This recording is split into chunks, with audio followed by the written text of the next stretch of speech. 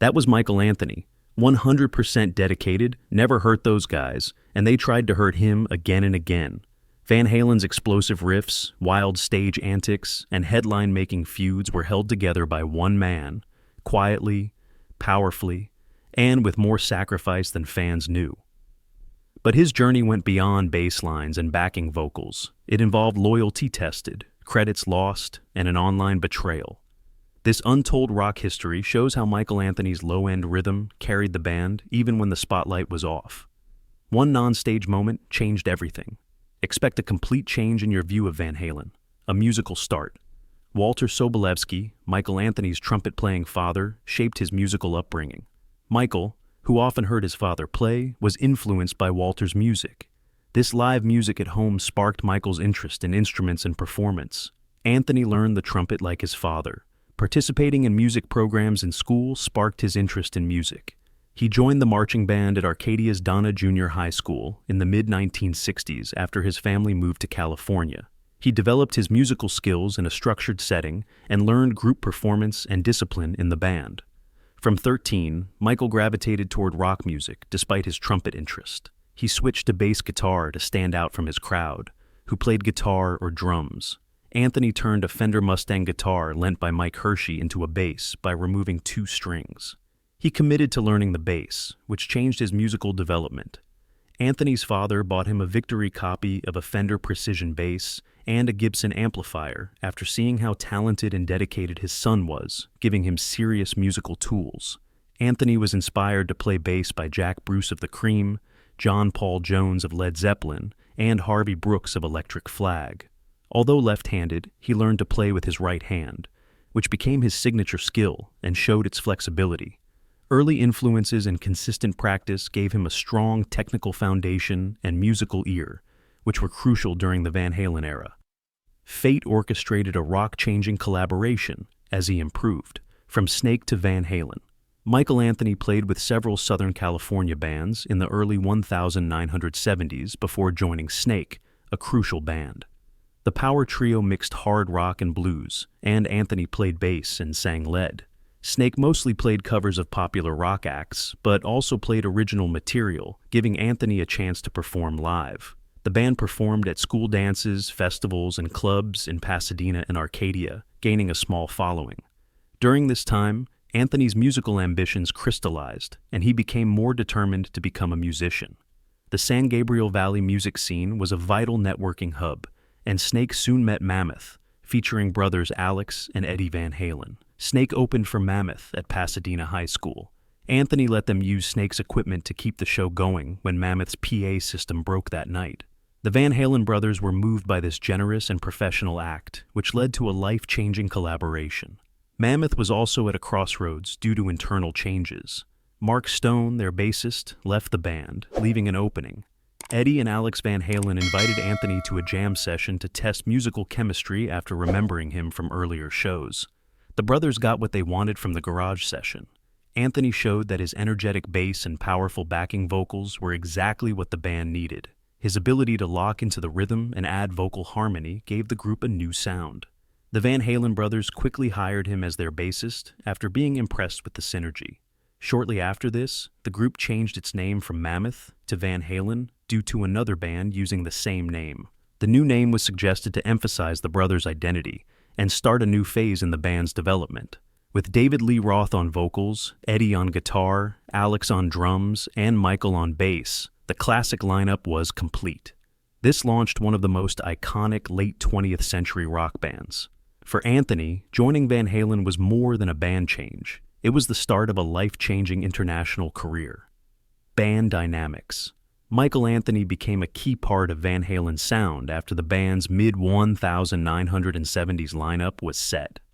Anthony's energy and vocal harmonies stood out as the band went on tour in Los Angeles clubs like Gazarez and the Whiskey A Go-Go. His high-pitched backing vocals contrasted with David Lee Roth's lead vocals and defined Van Halen's vocal style in a crowded rock scene.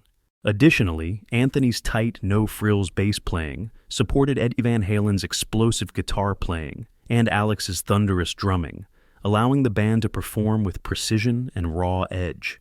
Anthony's music was featured on Van Halen's 1978 Warner Brothers Records debut album.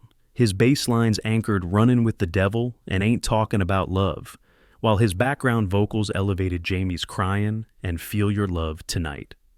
Anthony's powerful and melodic harmonies made the album a commercial success. Anthony was a reliable and low-maintenance member of the band, as they quickly rose to fame and toured heavily in support of their albums. Anthony initially received his fair share of profits and expenses as a full member. This included album, tour, and merchandise sales. Anthony shared 20% of the band's debts and revenues and participated in early business decisions, according to ex-manager Noel Monk. However, as Van Halen gained popularity and power struggles began, the financial arrangements shifted toward the Van Halen brothers and Roth, changing Anthony's income and ownership rights. All along, Anthony was loyal to the music and the group's progress. Anthony helped Van Halen develop in the late 1970s and early 1980s through multi-platinum successes that kept him touring and recording with the band. Even as group tensions rose, his playing remained professional. By Fair Warning and Diver Down, Anthony was a well-established rhythm section player whose vocal support continued to shape the band's live performances and recordings. While Eddie was wowing audiences with his guitar skills and Roth was turning heads, fans and critics began to recognize Anthony as a crucial pillar of one of rock's most explosive acts, musical cohesion. 1984 Contract Controversy. Van Halen was one of the most successful and influential rock bands by 1984. Jump, Panama, and Hot for Teacher were hits on 1984, their career peak. Behind the scenes, band tensions were rising. Despite founding the band and contributing to its signature vocal sound, Michael Anthony was increasingly sidelined in key decisions. Anthony's financial and legal relationship with Van Halen changed during the 1984 tour, according to former manager Noel Monk. In his memoir Runnin' with the Devil, Monk revealed that Eddie, Alex, and David Lee Roth pressured Anthony to sign away all future songwriting credits and royalties. Disputed circumstances surrounded this decision. Monk claimed that Anthony signed the agreement backstage hours before a concert with all three bandmates watching. The contract was retroactive, so Anthony lost credit and revenue from the 1984 album, despite singing and playing. Anthony went from equal partner to contracted performer with no stake in the band's intellectual property, a major power shift. Anthony signed, reportedly to avoid confrontation or jeopardizing the tour, despite Monk's advice. Financial damage lasted a long time. Anthony lost millions from future licensing agreements and greatest hits albums and reissues that included songs he helped produce by signing away his band rights. 1984 was one of the band's most successful records, selling over 10 million copies in the U.S. Anthony's royalties and legacy as a rightful contributor were eroded by decades of songwriting credit omissions. He continued touring and recording with the band for a few years, but his diminished status made him more vulnerable to lineup changes and disputes. That arrangement was unfair. Anthony remained silent for years. He remained professional and did not criticize his bandmates. Anthony revealed in interviews and fan Q&As that he signed away his rights under duress. He regretted the whole situation, but saving the band, his greatest desire, drove him. He only wanted to play music. The 1984 contract dispute was a symbol of Van Halen's internal power struggles, and one of the music industry's best examples of principal players losing creative and financial control. Van Halen's criticism. Michael Anthony began to notice a change in how Eddie Van Halen and the band recognized his contributions after Van Halen's commercial peak. Although Anthony had been a part of the band's sound since its inception, Eddie began downplaying him in interviews, implying he lacked professional bassist skills. In his 2015 Billboard interview, Eddie said he had to teach Anthony every note and accused him of lacking initiative, which was controversial. The comments were immediately criticized by fans and musicians as unfair and historically inaccurate. Eddie's comments contrasted with Anthony's decades of live excellence, particularly for his tight bass lines and high harmony vocals. Anthony later stated in interviews that Eddie's accusations were unfounded. He claimed that he had always learned the band's material on his own, and that Eddie had never taught him.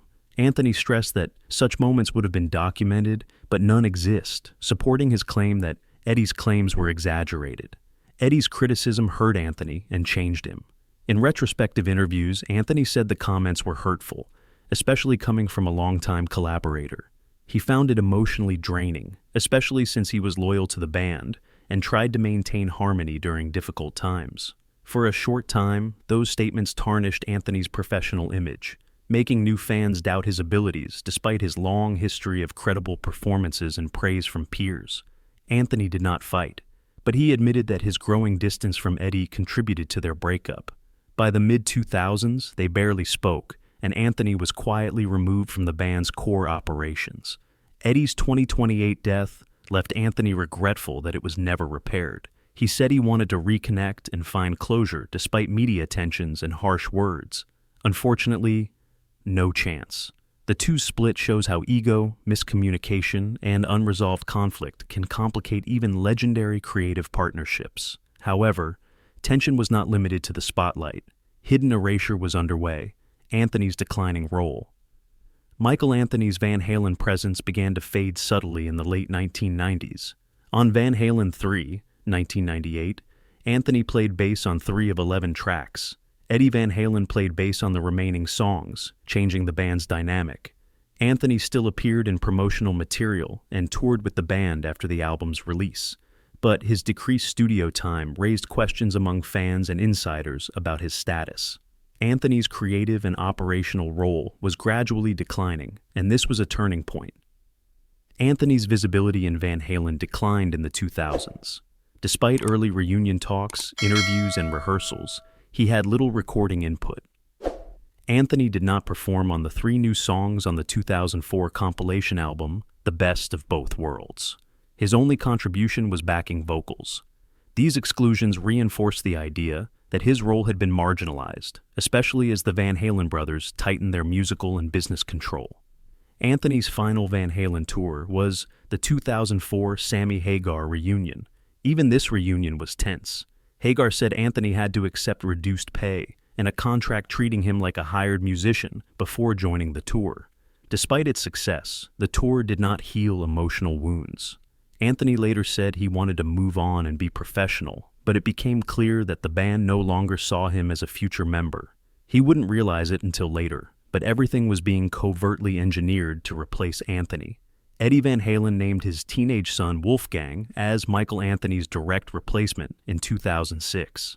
Anthony learned about the news from online articles and fan rumors. Years later, he told interviews that Anthony's side blindsided and hurt him throughout the episode.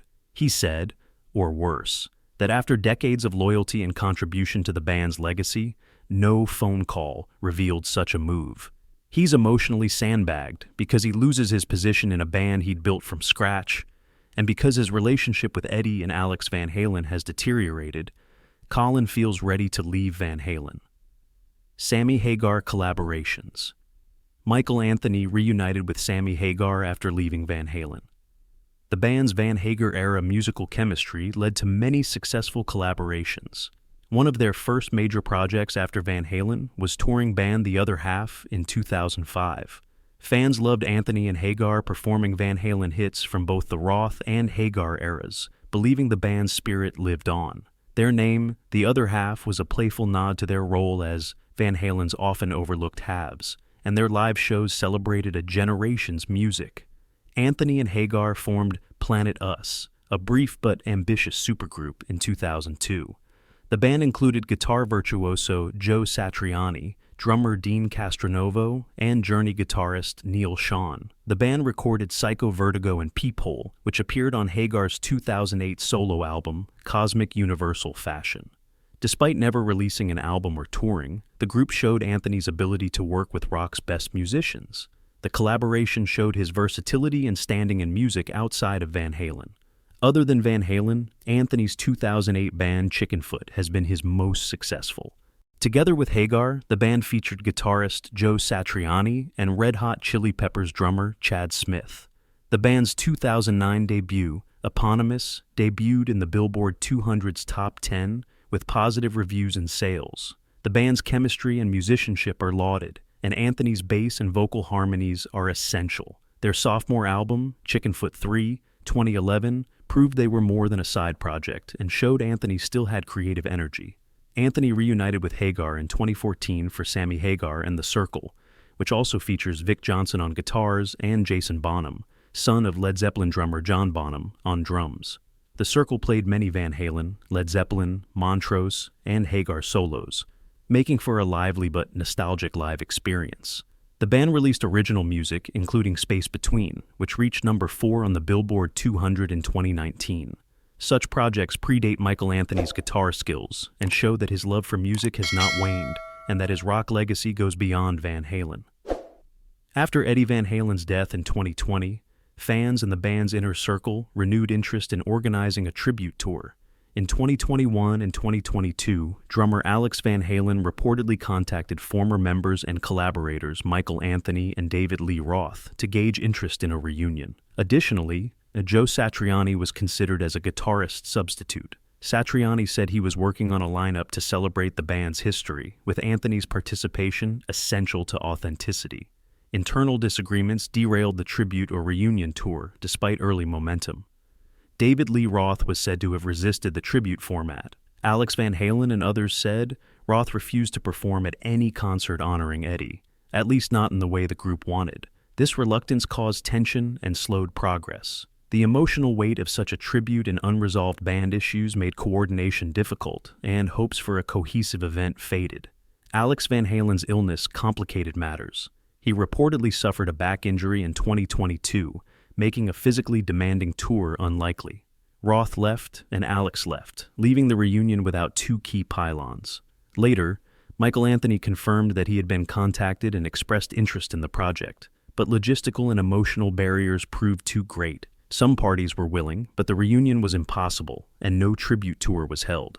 Michael Anthony was denied a final reunion with Eddie and the band. He had reconciled with Wolfgang Van Halen, but David Lee Roth and Alex Van Halen still had issues. The tour cancellation showed how torn this family was. For so long, fans hoped to see Anthony back on stage with Van Halen's other surviving members. But deferred plans ended any chance of a full circle moment. The dream of a Van Halen farewell with all key figures united faded with silence. Valerie Bertinelli's biopic foe. Valerie Bertinelli, actress and ex-wife of Eddie Van Halen, has publicly opposed any biopic about the guitarist or Van Halen during her lifetime. Bertinelli said she told her son, Wolfgang Van Halen, to kill me before allowing such a film. She wanted to preserve Eddie's memory and avoid dramatizing his complicated life. She worried that Hollywood would sensationalize his personality, musical journey, and addiction struggles for entertainment. Bertinelli opposes biopics for personal reasons. She experienced Eddie's highs and lows as his wife from 1981 to 2007 and mother. She has often discussed their struggles, especially Eddie's substance abuse and its effects on their relationship and family. Watching those moments fictionalized appealed to Valerie,